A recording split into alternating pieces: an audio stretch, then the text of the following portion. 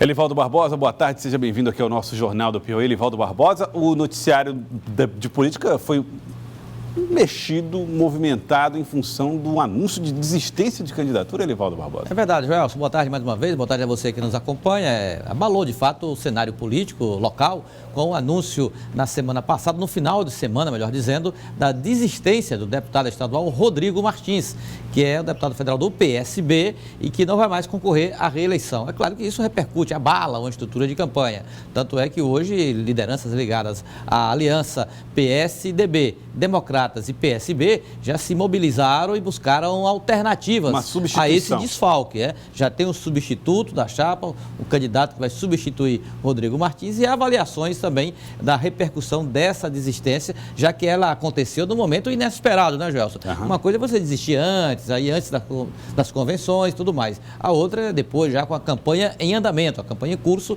É claro que o impacto é maior, mas as lideranças da coligação, como disse, PSDB, Democratas e PSB, já estão atentas e mobilizadas na busca da alternativa para compensar esse desfalque, inclusive no desempenho eleitoral da chapa proporcional. Bom, daqui a pouco nós vamos detalhar mais este assunto aqui no nosso Jornal do Piauí. Juntam-se a nós agora Délio Rocha, direto de Brasília, Fenelon Rocha, direto da Rádio Cidade Verde, 105,3, o Piauí em alto e bom som. Délio Rocha e Fenelon Rocha, boa tarde aos dois, sejam bem-vindos ao nosso Eleições 2018. Délio Rocha, em Brasília, a polêmica envolve candidatura de Geraldo Alckmin. A candidatura está sendo questionada, Délio? Boa tarde para você.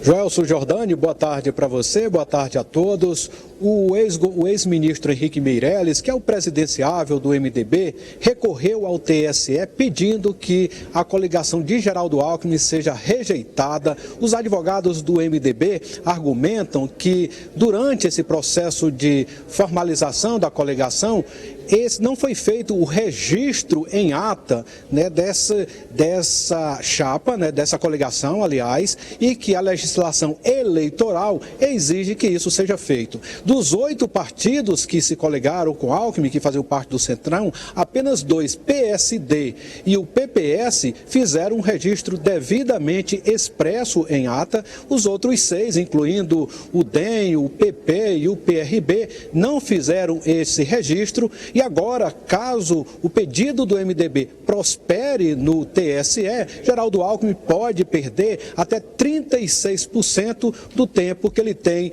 na propaganda eleitoral no rádio e na TV. No momento, vale lembrar que Geraldo Alckmin tem quase a metade do tempo total, 48%, isso representa 5 minutos e 32 segundos, mas caso esse pedido seja aceito pelo TSE, ele pode aí ter o tempo dele caindo para 3 minutos e meio, mais ou menos isso, quer dizer, será um baque muito grande. Mas Geraldo Alckmin, viu, Joelson, se manifestou nesse final de semana sobre isso e disse que tudo não passa de tapetão, puro tapetão, foi a expressão que ele utilizou, e segundo ele, esses partidos do Centrão manifestaram publicamente, né, se mostrando favoráveis ao apoio, à formação dessa coligação que tem Geraldo Alckmin como cabeça de chapa, Joelson. Agora, outro assunto, viu, Joelson, que eu queria falar aqui, é que as candidaturas aí, com aproximadas eleições, começam a ficar aí os ânimos mais acirrados, os candidatos começam a fazer acusações mais duras, diretas,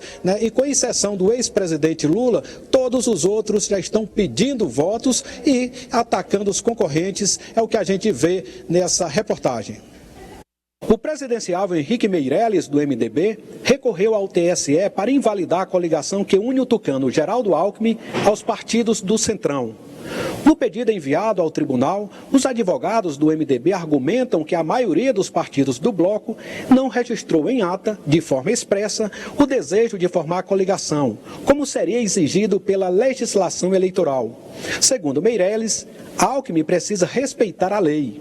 E o tucano rebateu dizendo que não há divergência em sua coligação e que tudo não passa de tapetão.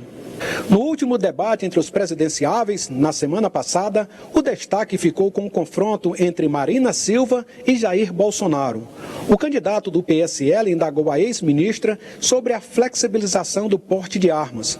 Ela disse ser contra a proposta e emendou a resposta acusando Bolsonaro de machista. No bate-boca, a discussão enveredou por outros assuntos, como a legalidade ou não do aborto. E o confronto terminou com os dois candidatos fazendo citações da Bíblia. Com o decorrer da campanha e a maior proximidade das eleições, a tendência é que a disputa pelo Palácio do Planalto fique mais acirrada. E dependendo do resultado das pesquisas de intenção de voto e do desempenho dos presidenciáveis, os alvos preferenciais de críticas podem mudar de um candidato para o outro. E a decisão do TSE sobre a candidatura de Lula também deve estabelecer novos rumos à campanha presidencial. Enquanto a situação eleitoral de Lula não se define, ele segue alvo das investidas dos adversários.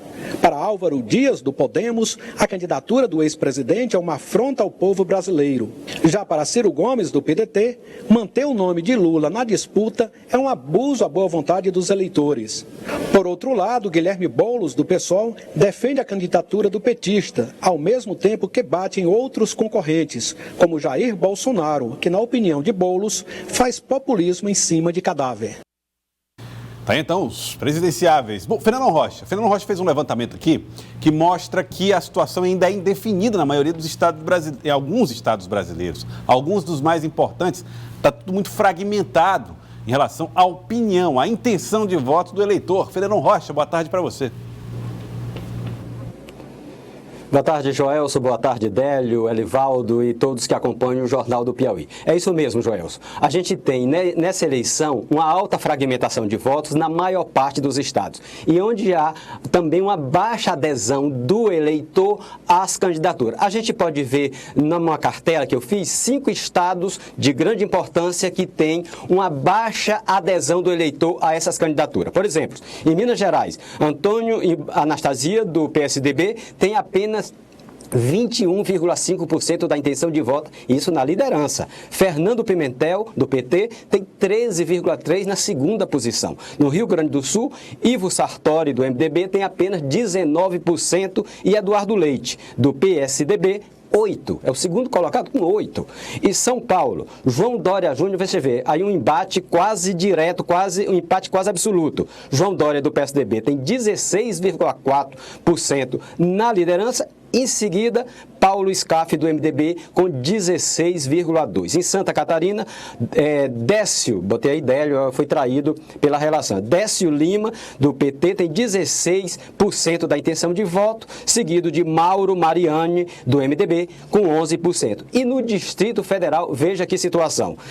Rodrigo Hollenberg, o atual governador, que está disputando a reeleição, ele do PSB, tem apenas 12,3%. A liderança com 12,3%. E seguido, coladinho, por Eliana Pedrosa, do PROS, com 12,1%. Veja bem, Joelson.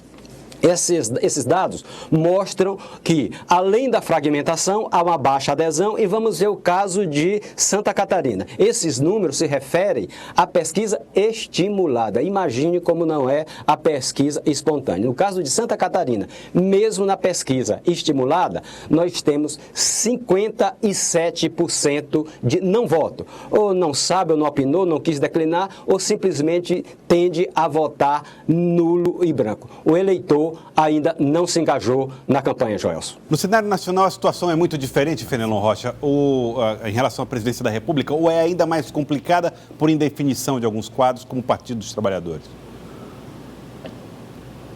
Bom, primeiro a indefinição sobre a candidatura de Lula aumenta essa indefinição, mas mesmo com Lula ainda temos um índice bastante expressivo de pessoas que não se definiram. E quando sai Lula, é isso que fica mais grave ainda. Temos realmente uma situação em que o voto de protesto tende a ter, o voto de protesto, às vezes, como não voto, sequer indo às urnas, pode ter um papel importante na eleição deste ano, Joelson. Tá certo, Fenelon Rocha.